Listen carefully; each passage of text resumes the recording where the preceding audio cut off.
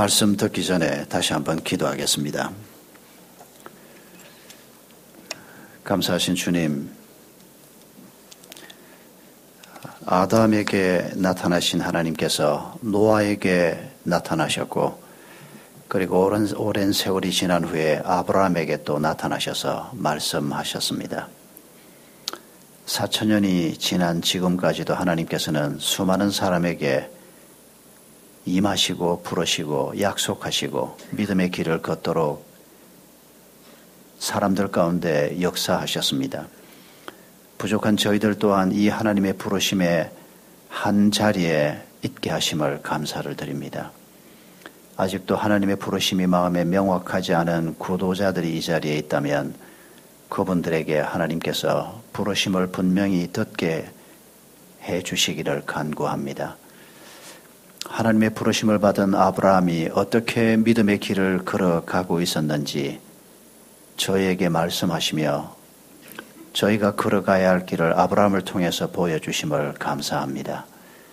주님께서 이 시간 저희를 다시 한번 돌아보며 또 저희가 가야 할 길을 다시 한번 확인할 수 있도록 성령 하나님께서 역사해 주시옵소서. 감사하오며 예수님의 이름으로 기도하옵나이다. 아멘. 창세기 1장부터 11장까지의 기록을 우리가 원역사라고 표현합니다. 이 기간이 얼마나 되는지 사실 우리가 알지 못합니다. 옛날에는 아브라함 이전까지 창세 이후로 한 2000년 정도의 시간이 흘렀을 것이다 라고 짐작하는 분들이 많이 있었습니다. 그러나 사실은 알 수가 없습니다. 그 기간이 2000년인지 5000년인지 만년인지 확인할 길이 없습니다. 과학으로도 잘 설명이 되지 않습니다.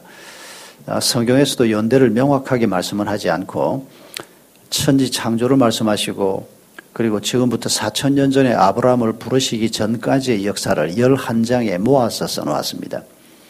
그리고 그 맨 마지막에 바벨탑 사건이 나옵니다. 여러분, 이 바벨이라고 하는 말은 바벨론어로 신의 문이라는 뜻입니다. 지금도 시리아의 다메섹 성문에 가면 그 성문 앞에 바브라고 하는 단어가 적혀 있다고 합니다. 그게 바로 신의 문하고 똑같은 단어입니다. 사람들이 신할 평지에서 역청과 벽돌을 가지고 성읍과 탑을 건설했다고 창세기가 전해주고 있습니다. 그리고 11장 4절을 보면 이렇게 그들이 말합니다. 그 탑 꼭대기를 하늘에 닿게 해서 우리 이름을 내고 온 지면에 흩어짐을 면하자. 이 사람들이 만든 탑의 이름이 신의 문 탑이었습니다. 바벨 탑이었습니다. 그들은 노아의 후손들이었지만은 하나님을 경외하는 믿음이 없었습니다.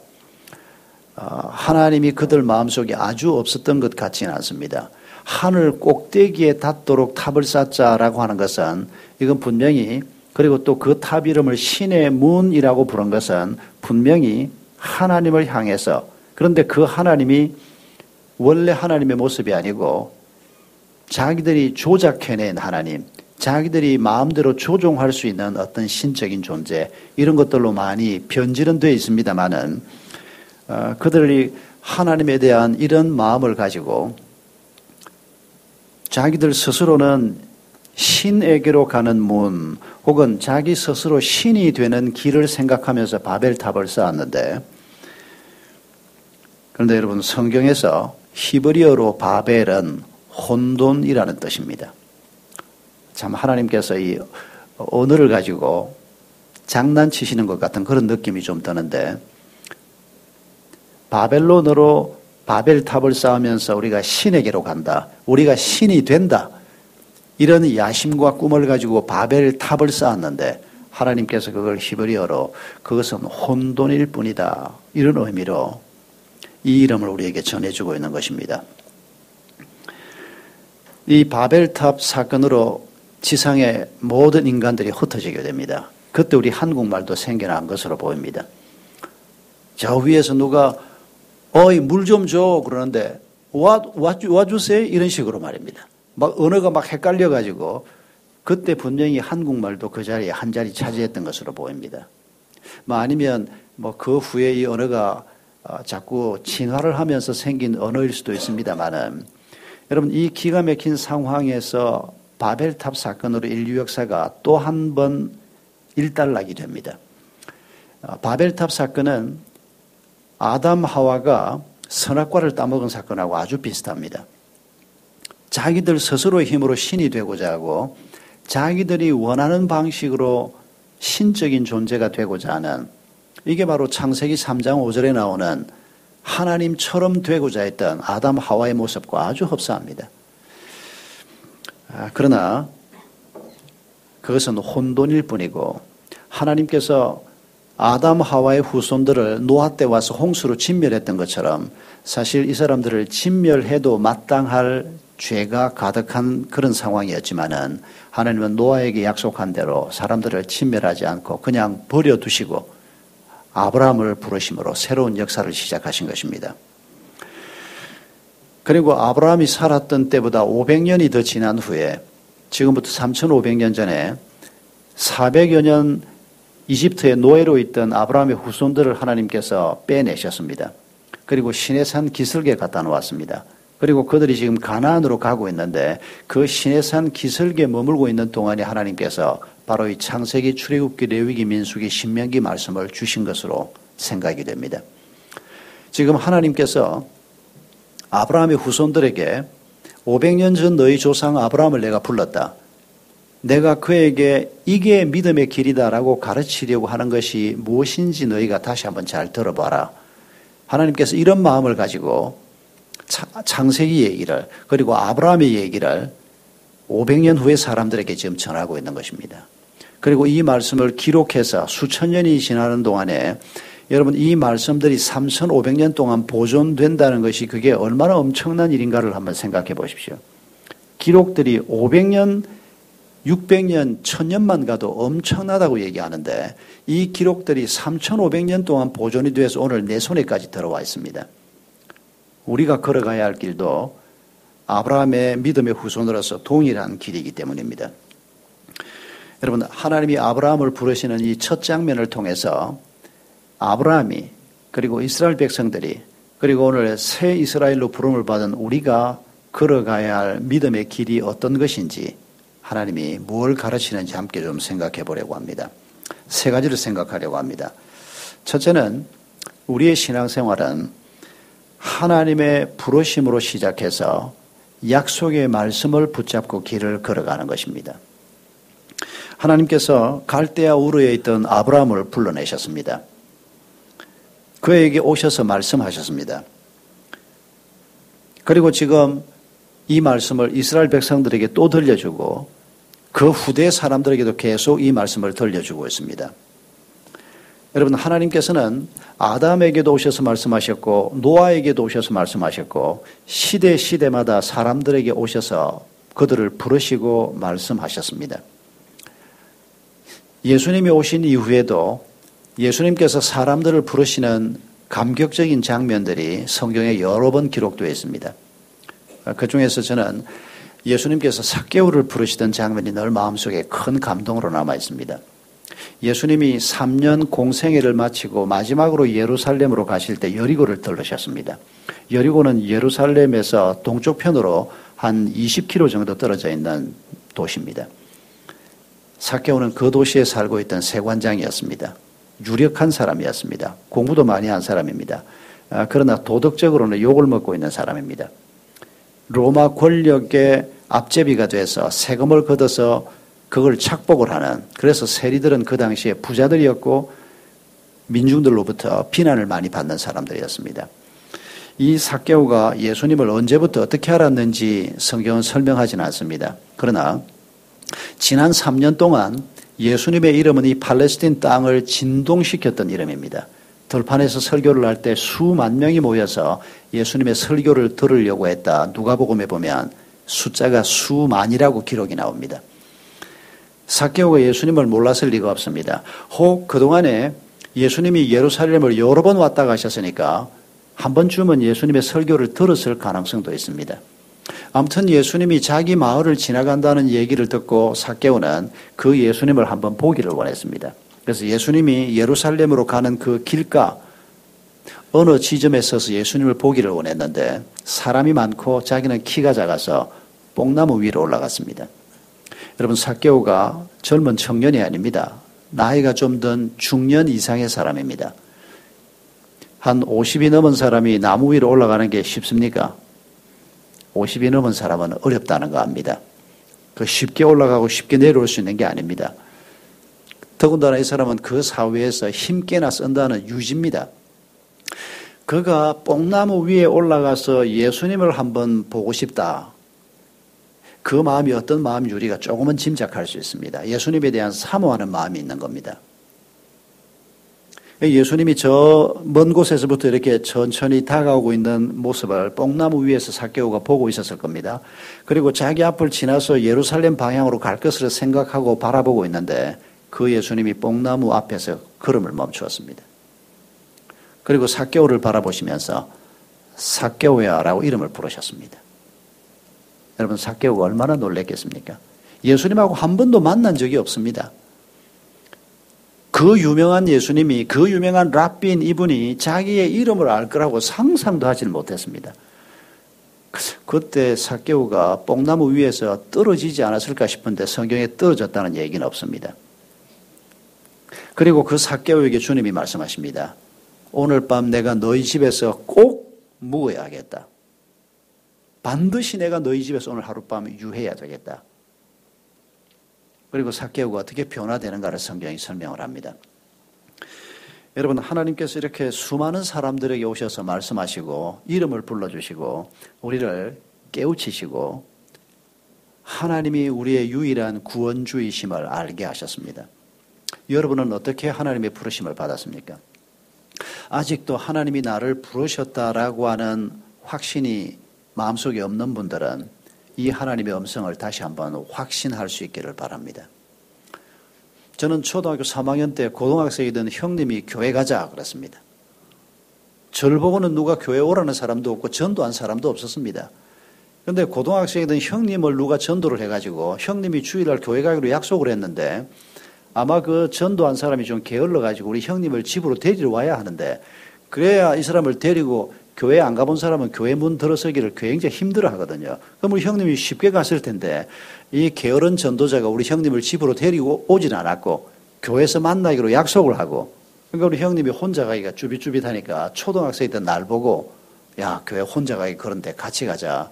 여동생이 중학생, 제 누님이 있었는데 여동생하고 같이 가기는 또 좀 그렇지 않습니까? 여러분, 그게 하나님의 부르심이라는 걸 어떻게 제가 알았겠습니까? 하나님이 꿈에 나타난 것도 아니고 음성을 들려주신 것도 아니고 하늘에 얹어야 교회 오라고 글자를 써준 것도 아니고 고등학생 형님이 혼자 교회 가기 쭈삣쭈삣하고 같이 가자.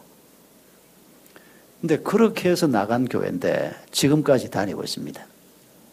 중간에 잠깐 빠진 적은 있습니다만은 근데 믿음이 없을 때도 교회가 묘하게 사람을 끄는 이런 뭐가 있었습니다. 지금 생각해도 참 그게 기가 막힙니다만은 여러분, 하나님께서 우리를 부르십니다. 우리에게 임하십니다. 여러분, 이 음성을 듣지 못한 사람은 그리스도인이 될 수가 없습니다. 꼭 내 이 육신의 귀를 울리는 소리만이 아니라 우리의 마음을 울리고 성령의 감동으로 우리의 마음에 주시는 하나님의 부르심이 모든 그리스도인에게는 있는 것입니다. 그걸 제가 고1 때 깨달았습니다. 아, 그때 하나님이 나를 그렇게 부르신 거구나 하는 걸 고1 때 깨달았습니다. 그걸 좀 더 확신하게 된 것은 고3 때였습니다. 긴가민가 이런 상태에 있다가 고3 때 하나님께서 뜨겁게 주일 낮 예배 시간 중에 불을 붙여주듯이 가슴에 한번 뜨거운 역사를 주시면서 움직일 수 없는 하나님의 부르심이 내게 있는 거구나 하는 것을 비로소 깨닫게 된 것입니다. 여러분, 이렇게 하나님이 아브라함을 부르시고 우리를 부르셔서 먼저 아브라함에게 그리고 아브라함의 영적 후손인 오늘 우리에게 주시는 약속의 말씀, 축복의 말씀이 있습니다. 그게 뭡니까? 2절, 3절에 기록되어 있습니다. 내가 너로 큰 민족을 이루고 내게 복을 주어 내 이름을 창대케 하리니 너는 복이 될지라. 너를 축복하는 자에게는 내가 복을 내리고 너를 저주하는 자에게는 내가 저주하리니 땅의 모든 족속이 너로 말미암아 복을 받을 것이라 하신지라. 여러분 그냥 읽기만 해도 가슴이 설레는 말입니다마는 여러분 하나님이 아브라함에게 그리고 아브라함의 믿음의 후손인 모든 사람에게 주심하고 한 이 축복을 우리가 정확하게 다시 한번 기억할 필요가 있습니다. 여러분 큰 민족을 이룬다.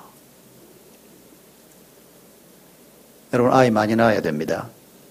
오늘 우리 오 베드로 형제 지금 이제 아들 둘인데 셋째는 꼭 딸을 낳도록 우리가 기도를 같이 좀 할까요? 뭐 아들 셋도 괜찮습니다. 그러나 이제 인간의 욕심으로는 아들, 딸 섞어 있으면 좋겠다 이런 욕심이 우리에게 있는데 이 욕심을 하나님이 들어주시기도 하고 안 들어주시기도 하는데 여러분 우리로 하여금 하나님이 큰 민족을 이루게 한다. 움직일 수 없이 우리의 자녀가 많아지고 우리의 목장 식구가 많아지고 바벨탑을 쌓고 자기가 자기 이름을 자기 방법으로 내고 살려고 하는 그런 사람이 아니고 하나님만이 내 삶의 주인인 것을 깨닫는 이런 믿음의 가족들이 많아지는 것. 이걸 하나님께서 축복의 말씀으로 주고 계십니다. 그런데 여러분 이때 하란을 떠날 때 이 약속의 말씀을 다시 받았을 때 아브라함의 나이가 75세였습니다. 이때 아브라함의 아들이 하나도 없었습니다. 나중에 아들 8을 얻게 됩니다마는 8 중에 7은 쭉쟁이였습니다. 8명이 다 하나님의 후사들이 돼서 믿음의 대를 이어갔으면 얼마나 좋았겠습니까? 그런데 7명은 믿음하고 상관없이 길을 가고 아들 하나 이삭만 건집니다. 믿음의 대를 잇는 아들은 이삭 한 사람이었습니다. 하나님의 일하시는 이 속도가 좀 더딘 것 같아 보이지만은 그리고 또 부를 때도 그렇지 않습니까? 75세가 뭡니까? 지금보다 그때가 뭐 몸 상태가 좀 좋고 수명도 긴 때라고 해도 좀 더 젊을 때 불렀으면 여행하기도 좋고 많은 자식을 낳고 큰 민족을 이루는 일에도 좀 나을 텐데 우리가 이런 질문을 해볼 수 있습니다. 그러나 여러분 우리가 하나님이 좀 느리다라고 생각될 때는 내가 빠르다라는 걸 기억해야 합니다. 하나님은 결코 느린 법이 없기 때문입니다. 하나님이 빠르다 그렇게 느끼면 내가 늦다는 것을 기억해야 합니다. 하나님의 타이밍은 언제나 정확하십니다. 아브라함을 75세에 부르셨습니다. 당신은 몇 세에 부르셨습니까? 우리의 나이가 중요한 게 아닙니다. 하나님의 부르심이 있고 우리가 그 부르심을 따라서 큰 민족을 이루게 되고 그런데 아들 하나 없는 사람을 놓고 하나님께서 큰 민족을 이루게 되고 나중에 보면 밤하늘에 별을 보여주시면서 아들 하나 없는 사람에게 너의 후손들이 저 하늘의 별과 같이 많아질 것이다. 여러분 이게 그대로 되지 않습니까? 대한민국에만 해도 아브라함의 후손들이 꽤 많은데 오늘 여기만 해도 몇백 명이라고 앉아있지 않습니까? 우리가 다 바로 이 하나님의 언약을 따라서 이 땅에 온 사람들이요. 믿음 안에 들어온 사람들입니다. 여러분 또 주시는 약속이 뭔가 하니까 내게 복을 주어 내 이름을 창대케 하겠다. 내 이름을 크게 하겠다. 높여주겠다. 이렇게 말씀하셨습니다. 여러분 바벨탑을 쌓았던 사람들은 하늘 꼭대기까지 탑을 쌓아서 그 하늘 꼭대기라고 하는 말이 사실은 저 하늘에 있는 신에게 나아가는 길이라고 생각을 하고 자기들이 자기 방식으로 탑을 쌓았던 겁니다. 그리고는 그 이름을 신의 문이라고 붙였던 겁니다. 아닙니다. 그런 방식으로 해서는 우리의 이름이 창대케 될 수도 없고 영광스러워질 수도 없습니다. 그건 혼돈일 뿐이고 무질서일 뿐입니다. 우리의 이름을 창대케 하는 방법은 하나님의 약속의 말씀을 붙드는 것입니다. 그리고 하나님이 우리의 이름을 크게 해주시는 그 길을 걸어갈 때 우리의 이름이 창대케 되고 우리가 큰 민족을 이루게 되는 것이지 내가 생각하는 방법으로 우리가 생각하는 제일 일상적인 방법이 뭡니까? 하나님이 한 100억만 딱 주시면 그냥 뭐 하나님이 이렇게만 해주시면 우리가 늘 꿈꾸고 생각하는 것들이 주로 바벨탑입니다. 여러분 그런 방법으로 절대로 우리의 후손들이 창대케 되지 않습니다. 그런 방법으로 창대케 되는 것 같았다가도 바벨탑이 중도에 중단되고 만 것처럼 아무 의미도 없는 결과물만 내고 말 것이라고 하나님이 말씀하시는 것입니다. 세 번째 축복이 가장 중요한 축복이라고 말할 수가 있습니다. 그것은 아브라함 자신이 복이 된다고 말씀하십니다. 아브라함이 복이 된다. 여러분, 이건 아브라함에게 초점이 있는 것이 아니고 다른 사람에게 초점이 있는 것입니다. 아브라함을 축복하면 그 사람이 복을 받을 것이고, 아브라함을 저주하면 그 사람이 저주를 받을 것이고, 아브라함이 복이 돼서, 복의 근원이 돼서 하나님의 복이 아브라함을 통해서 다른 사람에게 흘러가게 하겠다. 여러분, 이게 얼마나 놀라운 하나님의 말씀인지 모릅니다.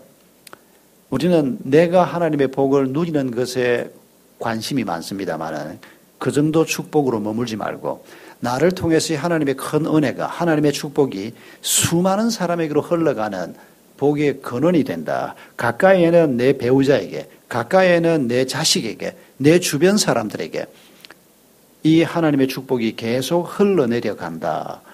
여러분, 이게 아브라함이 받은 축복의 말씀입니다. 에머슨은 성공에 대해서 이렇게 말한 적이 있습니다. 성공이란 자기가 태어나기 전보다 세상을 조금이라도 살기 좋은 곳으로 만들어 놓고 떠나는 것, 이것이 성공이다라고 표현한 적이 있습니다. 아주 성경적인 표현입니다. 내가 남보다 더 좋은 옷 입고 좋은 집에 살고 더 잘 먹고 잘 사는 것이 성공이 아니고, 내가 뭐 잘 먹어도 좋고 못 먹어도 좋은데 더 중요한 것은 하나님께서 나를 통해서 내 주변 사람들에게 복을 주어서 세상이 내가 태어나기 전보다, 내가 일하기 전보다 내 회사가, 우리 마을이, 우리 목장이 조금이라도 더 나아지고 조금이라도 더 살기 좋은 곳으로 되는 것, 그걸 성공이라고 표현한 것은 아주 하나님의 마음에 합당한 표현일 것입니다. 여러분, 하나님께서 이렇게 아브라함에게 나타나시고 약속의 말씀을 주셨는데 이 약속의 말씀, 축복의 말씀을 붙들고 가는 사람에게 하나님께서는 반드시 새로운 생활 방식을 가르치고 계십니다. 아브라함에게 그걸 하나님이 가르칩니다. 먼저 하나님께서는 아브라함에게 본토 친척 아비 집을 떠나라고 얘기합니다. 이 갈대아 우르라고 하는 도시가 20세기 초에 발굴이 됐습니다. 지난 몇백 년 동안에 아브라함의 고향이라고 성경이 얘기하는 우르라고 하는 도시는 상상의 도시다라고 성경을 하나님의 말씀으로 믿지 않는 많은 사람들이 공격을 했습니다. 어떻게 증명할 길이 없었습니다. 그런데 20세기 초에 대형 박물관에서 조직한 탐사대가 조직이 되면서 이란, 이라크 남서부 지역에서 고대 도시를 하나 발굴을 했습니다. 고대 도시를 발굴하면 항상 도서관을 먼저 팝니다. 그리고 그 도서관에 있는 점토들을 가지고 이 도시의 이름이 뭔지, 이 도시에서 어떤 일이 벌어졌는지 그 점토들을 읽으면서 하나하나 파악을 하는데 놀랍게도 그 도시의 이름이 우르였습니다. 거기에 아브라함 이름은 전혀 나오지 않습니다. 그러나 그 토판들을 통해서 발견한 게 뭔가 하니까 아브라함하고 같은 시대에 그 지역 사람들이, 더군다나 그 우르 사람들이 창세기 15장에 나오는 것과 같은 언약식을 한다는 것을 그 토판을 통해서 발견한 겁니다. 짐승을 갈라놓고 언약의 당사자 두 사람이 손을 잡고 죽은 짐승 사이를 지나가는, 그 이전에는 창세기 15장에 언급되어 있는 이 죽은 짐승을 갈라놓고 하나님이 횃불의 모습으로 그 사이를 지나가는 게 이게 도대체 어디에서 나온 얘기인가 알 길이 없었습니다. 옛 문화를 우리가 모르니까. 그런데 우르라고 하는 도시에서 바로 이런 문화 흔적들이 그대로 나타난 겁니다. 비평학자들의 입이 막혀버렸습니다. 그게 아브라함의 도시라고 이름까지 꼭 꼬집어서 말하기는 어려워도 아브라함이 살았던 시대의 문화 양식, 성경에 기록된 것이 토판에서, 땅 속에서 나온 얘기하고 똑같은 얘기이기 때문입니다. 그러나 그 우르라고 하는 도시는 달신을 주신으로 섬기는 우상이 가득한 도시였습니다. 그건 우르뿐 아니고 고대 도시들이 다 마찬가지입니다만, 아브라함을 하나님께서 그 본토 친척 아비 집을 떠나라라고 하는 것은 우리가 예수 믿고 다 살던 마을을 떠나야 된다, 그런 얘기는 아닙니다. 장소보다, 공간보다 더 중요한 것은 우리가 바벨탑 사건에서 보는 것처럼 내 방식으로 내가 내 이름을 내고 신을 향해서 나아간다. 그 갈대아 우르가 똑같은 그런 도시였습니다. 도시 중앙에 달을 주신으로 섬기는 아주 근사한 신전이 있고 그 외에도 수많은 신전들이 있고 수많은 우상을 팔고 전설에 의하면 아브라함의 아버지 데라가 우상 장사를 했다는 겁니다. 그래서 어릴 때 아브라함이, 이건 그야말로 기독교 문학 작가들이 우리에게 전해주는 전설 같은 얘기입니다만은, 아버지 데라가 아브라함한테 가게를 맡겨놓고 나가는데 어릴 때부터 믿음이 좀 있었던 이 소년 아브라함이 아버지가 판매하는 그 우상들을 보고 있다가 너무 화가 나서 그 우상을 막 두들겨 부수어서 깨었다는 겁니다. 아버지가 돌아왔는데 우상이 막 팔아야 될, 이 돈이 돼야 될 상품들이 막 깨져 있습니다. 그러니까 아버지가 어떻게 된 거냐 하고 야단을 쳤더니 아브라함이 이렇게 말했다는 겁니다. 그래서 아버지, 내가 보니까 저 큰 우상 저놈이 갑자기 일어서서 몽둥이를 들더니 이 작은 것들 전부 두들겨 부수었다고. 그러니까 데라가, 이 자식 무슨 말도 안 되는 소리를 하냐. 이게 산 것도 아닌데 어떻게 이게 일어나서 다른 걸 때려 부순단 말이냐. 그때 아브라함이 그랬답니다. 아버지도 그걸 알면서 파느냐고. 이건 그야말로 전설처럼 전해지는 얘기입니다만은, 여러분, 바로 그런 도시가 갈대아우르였습니다. 바벨탑 쌓는 일이 또 다른 형태로 반복되고 있던 도시가 바로 갈대아우르입니다. 여러분, 이게 인류 사회가 지금 계속 흘러오면서 계속 반복되고 있습니다. 자기 방법으로 신처럼 되고자 하는 겁니다. 자기 방법으로 가장 근사한 인생을 누려보자고 하는 것입니다. 하나님께서 본토 친척 아비 집을 떠나라는 얘기는 바벨탑을 쌓으면서 내 방법으로 내 이름을 내겠다고 하는 그 사고방식에서 떠나라는 것입니다. 그런 생활은 더 이상 안 된다는 것입니다.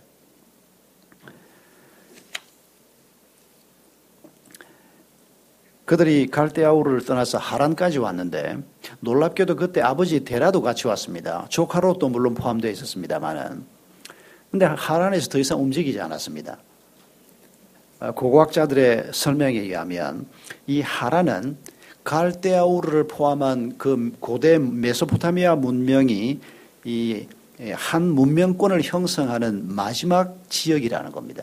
그래서 이 하란에서 가나안 쪽으로 더 넘어오면 언어가 전혀 통하지 않고 옷 입은 양식도 다르고 전혀 다른 문화로 넘어오는 변방 지역이라는 것입니다. 그래서 이 하란까지 와서 더 가기를 데라와 그 일족들이 두려워하지 않았을까? 그래서 머뭇거리고 있다가 시간이 지나지 않았을까? 아니면 가나안까지 가서 쓸 돈들을 뭐 하란에서 좀 벌어서 가자. 하란이 꽤 큰 도시였기 때문입니다. 뭐 그런 이유도 포함되어 있을 수 있고. 아무튼 그들이 하란까지 와서 머뭇거리고 있다가, 그리고 결국은 거기에서 아버지 데라가 죽습니다. 그리고 그때 다시 한번 하나님이 아브라함에게 나타나십니다. 그때 아브라함이 75세였습니다. 여러분, 하란까지 와서 이 정도 왔으면 됐지 않느냐? 내가 이 정도 변화됐으면 됐지 않느냐? 내가 옛날 사고방식을 이만큼 버렸으면 됐지 않느냐? 그것 가지고는 안 된다는 것입니다. 여러분, 하란에 머물던 아브라함의 일족들이 마침내 가나안 땅에 들어왔을 때 창세기 12장 5절을 보면 이렇게 표현합니다. 아브라함이 마침내 가나안 땅에 들어갔더라.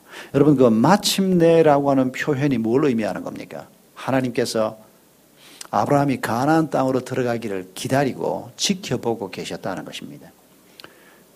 우리가 옛날 그 유교적인 사고방식, 무속적인 사고방식, 남성 위주의 사고방식, 우리가 이전에 아비 집에서 가지고 있던 비성경적인 사고방식이나 생활 습관들이 있지 않습니까? 이런 것들로부터 떠나라는 것입니다. 적당하게 떠나면 안 되고 완전히 그런 것들을 버리고 새로운 그리스도인의 삶 속으로 들어와야 한다. 하나님께서 그걸 우리에게 가르치는 것입니다. 우리가 또 한 가지 이 새로운 생활 양식을 얘기할 때 오늘 성경 본문이 가르치는 바를 기억해야 하는 것은 오직 하나님만 의지하는 삶을 배우라는 것입니다. 어떤 집을 짓고 살아라 뭐 이런 얘기는 하지 않습니다. 그러나 어디에서 무슨 일을 하고 어떤 집을 짓고 살든지 간에 오직 하나님만 신뢰하는 생활 양식을 구축해 나가라. 그걸 성경이 가르치고 있습니다. 이미 언급했습니다마는 75세 된 아브라함이 아들 하나 없는데 큰 민족을 이루게 하겠다라고 하는 약속의 말씀을 받습니다. 여러분 11장까지를 원역사라고 한다는 얘기를 했습니다. 그런데 11장에서 아브라함이 벌써 소개가 됩니다. 그런데 11장 29절 30절에 아브라함을 처음 언급하면서 우리에게 들려주는 얘기가 뭔가 하니까 자식이 없었다는 것입니다. 그리고 12장에 들어와서 하나님의 언약의 말씀을 주시면서 큰 민족을 이루게 하겠다는 약속의 말씀을 받았다는 겁니다. 여러분, 이 두 개는 서로 대조되는 말씀입니다. 하나님께서 내게 큰 민족을 이루게 하겠다. 창대케 하겠다. 하나님을 닮은 사람이 되게 하겠다. 그런데 나는 자식이 없습니다. 가방끈이 짧습니다. 나이가 많습니다. 건강이 시원찮습니다. 우리 집에는 피가 들어와서 나는 자식을 안 낳겠다. 이런 그리스도인이 됐습니다.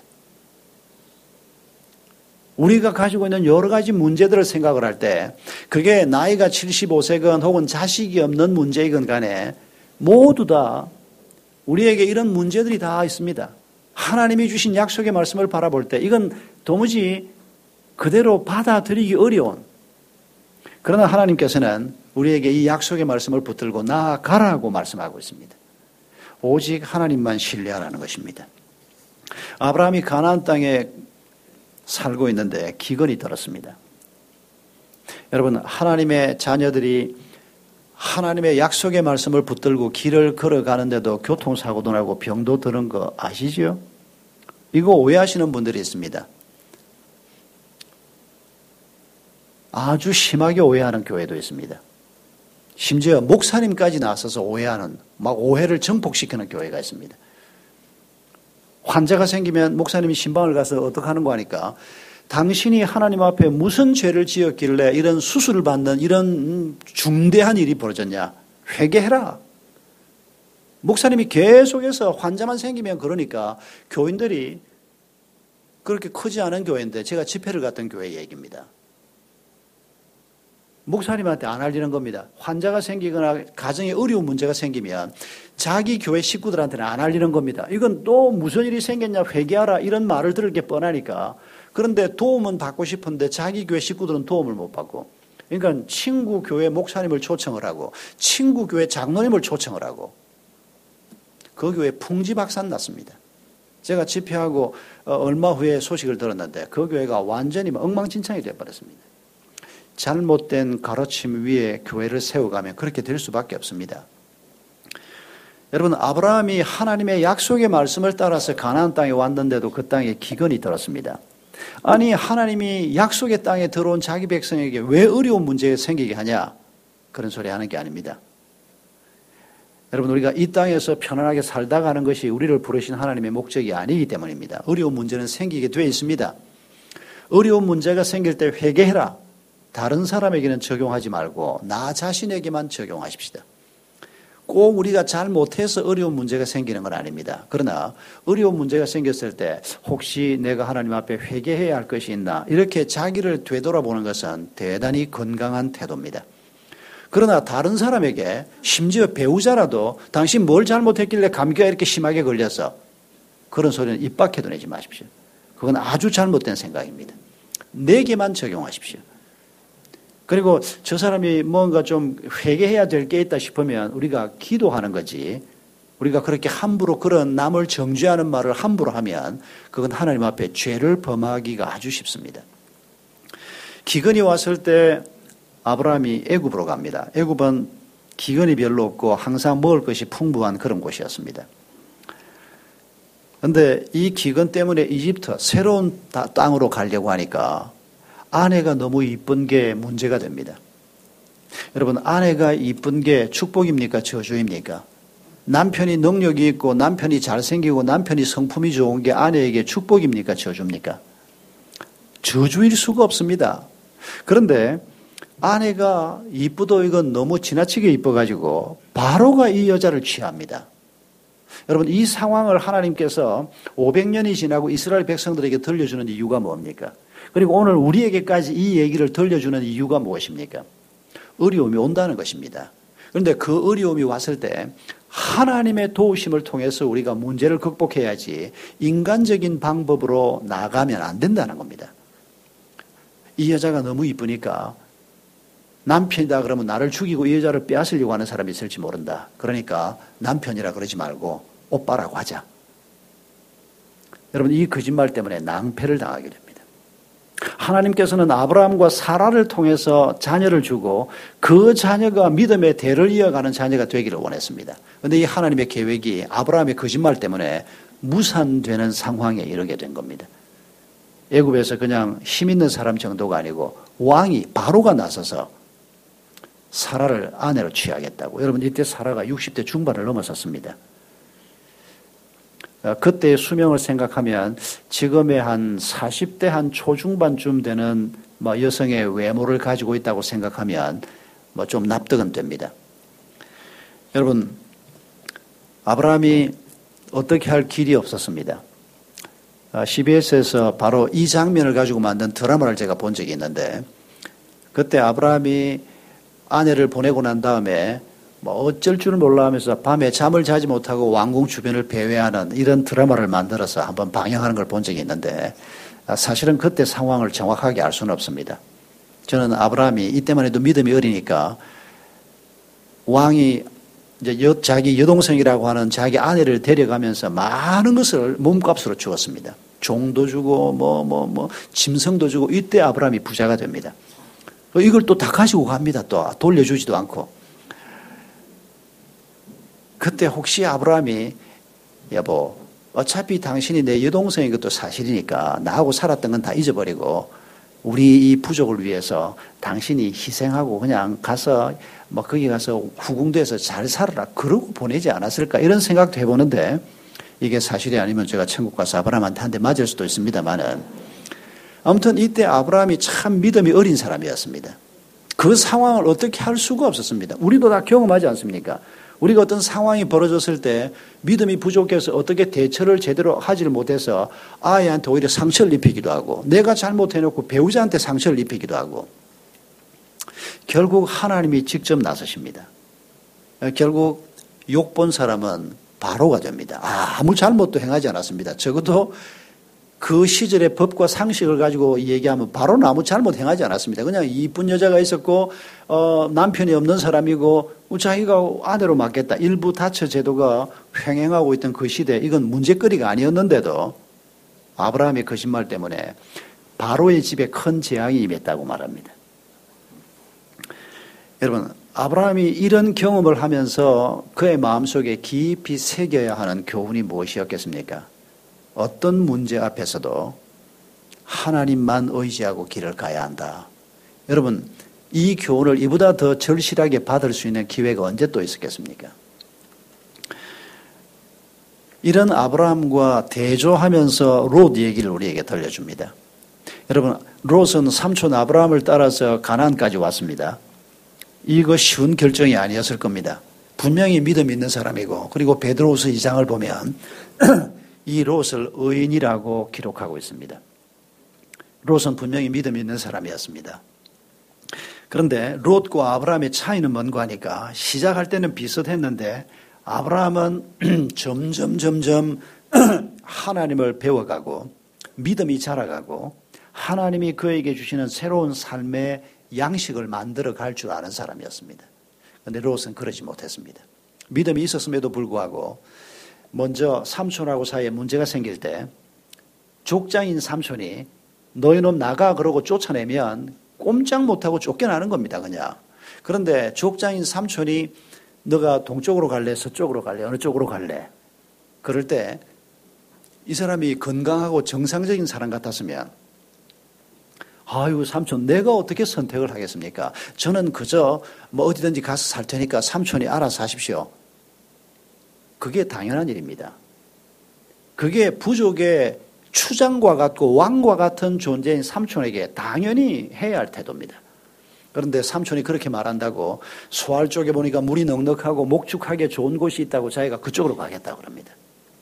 한마디로 돈을 따라 물질을 따라서 결정하기 시작하는 겁니다. 그러다가 결국 소돔 안으로 들어가 버립니다. 여러분 이 소돔 도시에 들어가서 사는 이 롯의 태도와 아브라함을 성경이 대조하고 있는 것을 우리가 기억해야 합니다. 13장 12절을 보면 롯은 그 지역의 도시들에 머무르며 그 장막을 옮겨 소돔까지 이르렀더라 이렇게 말하는데 13장 12절에서 반면에 아브라함은 가나안 땅에 머물고 롯은 도시에 머물고 그리고 또 13장 18절에서 아브라함은 마므레 상수리 숲풀 가운데 머물고 이런 표현들이 서로 대조가 돼서 나타납니다. 여러분 롯은 한마디로 세련되고 즐거움이 있고 좋은 음식이 있고 편안한 삶이 있는 그 도시 속으로 들어가는 일을 자기 삶의 우선순위에 두고 살았던 겁니다. 하나님의 약속의 땅 가나안이 그의 관심이 아니고 그 가나안에 있는 먹고 살기 좋은 땅 그게 롯의 관심사였습니다. 그런 길을 한 걸음 한 걸음 걸어가면서 롯은 믿음이 자라지 않습니다. 그러나 믿음이 아주 없는 사람은 아니었습니다. 소돔성에 살고 있을 때 하나님이 소돔성을 멸하겠다는 것을 아브라함에게 일러주십니다. 아브라함이 롯에게 그 사실을 전하고 롯이 그 말씀을 받고 아내와 두 딸을 데리고 나오는 믿음은 있었습니다. 그러나 그의 가족들은 믿음이 없었습니다. 아내는 소금 기둥이 되고 간신히 그래도 아버지 말을 듣고 아버지가 무슨 말도 안 되는 소리 하냐 사위들은 그랬는데 딸들은 그래도 아버지 말을 듣고 빠져나왔는데 그 딸들이 믿음이 없었습니다. 아버지를 통해서 자식을 얻습니다. 그리고 그 자식들이 암몬과 모압의 조상이 됩니다. 시편에 보면 이 암몬과 모압이 롯의 후손들이 아브라함의 대적이 됐다라고 하는 고백이 나옵니다. 여러분 하나님께서는 우리가 롯 같은 사람이 되지 않기를 원하시는 것입니다. 믿음이 있어서 그래도 가나안 땅으로 오기는 왔는데 믿음이 있어서 그래도 신앙생활을 하긴 하는데 믿음의 길을 걸어간다고 하면서 세속을 더 쫓아가고 돈을 더 쫓아가고 자기가 좋아하는 바를 따라서 자꾸 살아가고 이런 생활 방식을 우리가 선택을 하게 되면 결국 다음 대도 없고 그의 삶의 미래가 없어지는 잠깐 기쁨은 누렸지만 그의 손에 남는 것이 아무것도 없는 이런 모습을 하나님이 보여주고 계시는 것입니다.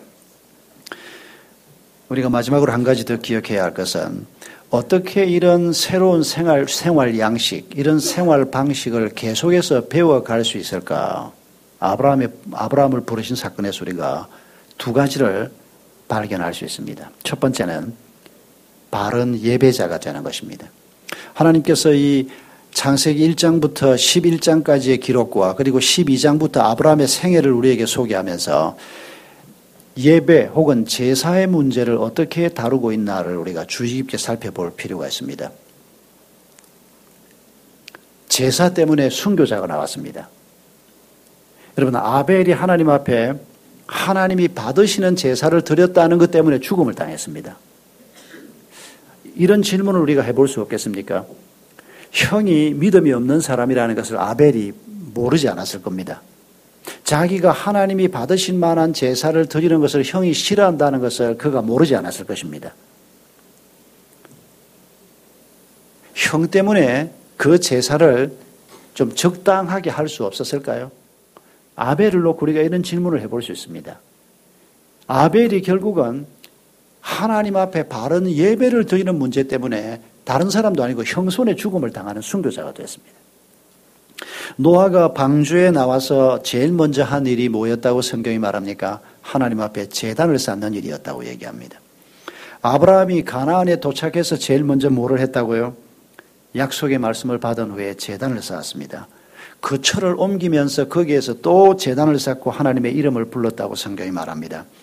이집트에 가서 큰 낭패를 경험하고 난 다음에 그러나 하나님의 놀라운 은혜를 경험하고 난 다음에 가나안에 들어와서 그가 처음 제단을 쌓았던 베델 근처에서 다시 여호와의 이름을 불렀더라. 여러분 이런 기록들을 성경이 중간중간에 계속해서 말씀하고 있습니다. 여러분 이게 바로 예배가 갖는 의미입니다. 여러분 우리에게 예배가 어떤 겁니까? 우리가 이렇게 함께 일주일에 한 번 드리는 공동체 예배가 있습니다. 주일 예배, 목장 연합 예배. 우리가 목장에서 모이는 예배는 형태는 아주 다릅니다만은 목장 가족들이 함께 모이는 목장 예배가 있습니다. 가정에서 우리 식구들이 아이들하고 함께 드리는 예배가 있습니다. 또 나 자신이 개인적으로 하나님 앞에 엎드리는 예배가 있습니다. 여러분 이런 예배가 우리에게 어떤 의미를 갖고 있습니까? 친구가 오면 안 해도 괜찮은 예배. 기분 나쁘면 그냥 때려치워도 괜찮은 예배. 여러분 만약 우리에게 예배가 이런 정도의 것으로 자리를 잡고 있다면 우리는 지금 이미 롯의 길로 한참 접어들어도 접어들었을 것입니다. 하나님을 중요하게 여기는 사람은 하나님 앞에 드려지는 예배를 중요하게 여기는 사람입니다. 하나님의 말씀을 중요하게 여기는 사람입니다. 눈에 보이지 않는 하나님을 내가 어떻게 귀히 여깁니까? 하나님 앞에 드려지는 예배를 귀히 여기는 것입니다. 여러분 오늘 주일 헌금은 어떻게 하셨습니까? 태반이 주일 헌금을 잊어버립니다. 여러분 우리가 예배를 드릴 때 헌금을 하는 이유가 뭔고 하니까 헌금도 물론 우리 소득의 11조를 드리는 헌금도 있고 감사헌금도 있고 여러 가지가 있습니다만은 주일 헌금을 비롯해서 우리가 헌금을 드리는 것은 하나님이 내가 내 가족들과 함께 먹고 살도록 주신 것에 대해서 하나님 앞에 감사하는 아주 중요한 한 가지 고백적인 행위입니다. 우리가 예배를 드릴 때 말씀을 듣고 찬송을 하고 대표기도자가 대표기도를 할 때 아멘이라고 하고 또 말씀의 은혜를 나누는 사람의 말씀을 들으면서 하나님이 저 사람 삶 속에 행한 것 같이 내 삶 속에서도 행해 주시옵소서. 이게 예배 순서에 다 들어있는데 그중에 헌금이라는 게 뭡니까? 내 소중한 것을 하나님 앞에 바치면서 나 자신을 헌신하는 겁니다. 그런데 헌금함을 가지고 하니까 헌금함으로 하는 이유는 교회 처음 오신 분들이 불편하지 않도록 하기 위해서 이렇게 하는데 이 헌금의 의미가 너무 약해져 가고 있습니다.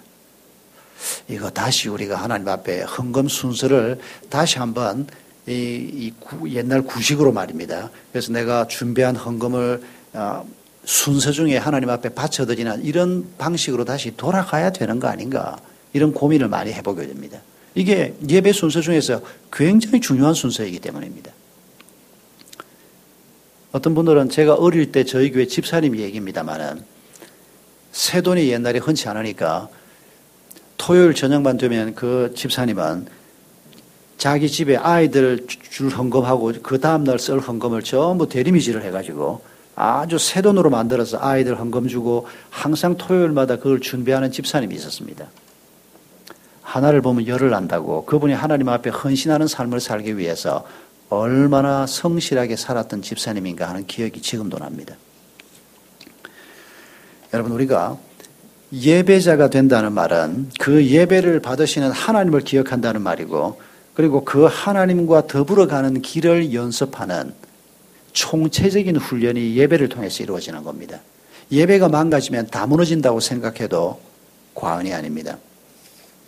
우리가 한 가지 더 기억할 것은 다음 세대에 투자하는 것입니다. 우리가 자녀를 키우고 다음 세대를 키우는 일이 미래의 일을 위해서 지금 투자하는 것이라고 생각하면 그건 잘못된 생각입니다. 여러분 그게 오늘 우리 가정에 하나님의 축복이 임하는 통로가 될 것입니다. 자녀들과 함께 예배를 드린다. 여러분 그게 부모가 가지고 있는 가장 중요한 고백입니다. 아이들과 함께 하나님 앞에 여호와의 이름을 부르면서 예배하는 모습, 그게 아이들에게 얼마나 중요한 추억이 되고 얼마나 중요한 유산이 될 것인가를 생각해야 합니다. 엄마 아빠가 뭔가 잘못된 것이 있을 때 예배 가운데 하나님 앞에 고백하고 아이들 앞에 하나님 앞에 고백할 것을 아이들 앞에서도 고백하는 것이 필요합니다. 엄마 아빠가 부부싸움을 했는데 아이들이 막 당황을 했는데 그 다음날 아침에 일어나 보니까 엄마 아빠는 밤새 둘이서 이제 서로 화해를 했는데 아이들은 어젯밤에 당황과 좌절감을 가지고 막 밤에 잠도 잘 못 잤는데 아침에 조심스럽게 나와 보니까 아무 일도 없었다는 듯이 엄마 아빠는 허허 웃고 있습니다. 아이들이 좀 크면 이해를 하지만 어릴 때는 이대로 있으면 안 됩니다. 그럴 때 아이들 앞에서도 어제 아빠가 화가 나서 이건 아빠가 잘못한 것 같고라고 하나님 앞에 고백하는 마음으로 아이들과 함께 나누어야 합니다. 그런 부모의 모습을 통해서 다음 세대가 자랄 수 있는 겁니다. 우리가 다음 세대 얘기를 하면 그건 그냥 미래를 위한 투자라고만 자꾸 생각을 합니다만 아닙니다. 오늘 우리의 모습이 다듬어지는 것을 의미하는 겁니다. 그게 자연스럽게 우리의 가정에서 우리의 자녀들에게 교회 공동체 안에서 우리 자녀들 세대에게 자연스럽게 연결되는 것입니다. 여러분 아브라함이 나중에 8명의 아들을 갖습니다. 그런데 그 중에 믿음의 유산을 받는 아들은 이삭 하나밖에 없습니다. 롯은 2딸을 얻었습니다. 그런데 롯은 믿음의 대를 잊지 못합니다. 한마디로 롯은 전혀 하나님의 믿음의 족보하고는 상관없는 그런 사람이 되고 맙니다. 여러분, 창세기 10장에도 족보가 나오고 11장에도 족보가 나오는데 창세기 10장에 나오는 족보는 어둠의 족보입니다. 하나님의 진노의 대상이 되는 족보입니다. 이름들은 쭉 나오고 많은 족속들이 나옵니다마는 결국 바벨탑을 쌓는 자들이고 하나님을 대적하는 자들이고 아무 희망이 없는 자들입니다. 그러나 11장에 나오는 족보는 다릅니다. 셈으로부터 시작해서 아르박삿 누구하고 나오는데 9대 손으로 아브라함의 이름이 나옵니다. 10대 손으로 이삭이 기록될 거 아닙니까? 여러분, 아브라함은 어두운 세상 속에서 하나님이 부르신 빛의 시작이었습니다. 아브라함이 하나님의 부름을 받고 믿음의 길을 걸어갈 때 하나님이 노아를 부르실 때처럼 새로운 소망을 이 땅에 심는 것이었습니다. 10장의 족보는 죽음의 족보요, 11장의 족보는 소망의 족보요, 생명의 족보입니다. 여러분, 우리는 지금 어떤 족보를 만들어가고 있습니까? 바벨탑을 쌓을 때 족보처럼 그저 유명한 사람이 나오고 부자가 나오고 자기 방식으로 세상 방식으로 우리의 이름을 내고자 하는 이런 족보를 아직도 우리가 만들어가고 있습니까? 아니면 고향을 떠나라, 새로운 삶의 방식을 너희 스스로 배워라, 오직 하나님만 의지하라, 바로의 손에서도 아내를 건져주시고 어떤 대적의 손에서도 너희를 건지는 나 여호와만 너희가 의지하고 이 길을 걸어가라. 그래서 아브라함이 새로운 족보의 시작이 되는 것입니다. 여러분, 하나님께서는 우리가 바로 이런 족보를 만들어가는 자가 되기를 원하는 것입니다. 우리는 지금도 그리스도 안에 있다고 하면서도 예배를 드리고 있으면서도 이런 어두움의 족보를 만들어가면서 거기에 하나님이 축복해 주시기를 간구한다면 여러분, 그건 있을 수 없는 일입니다.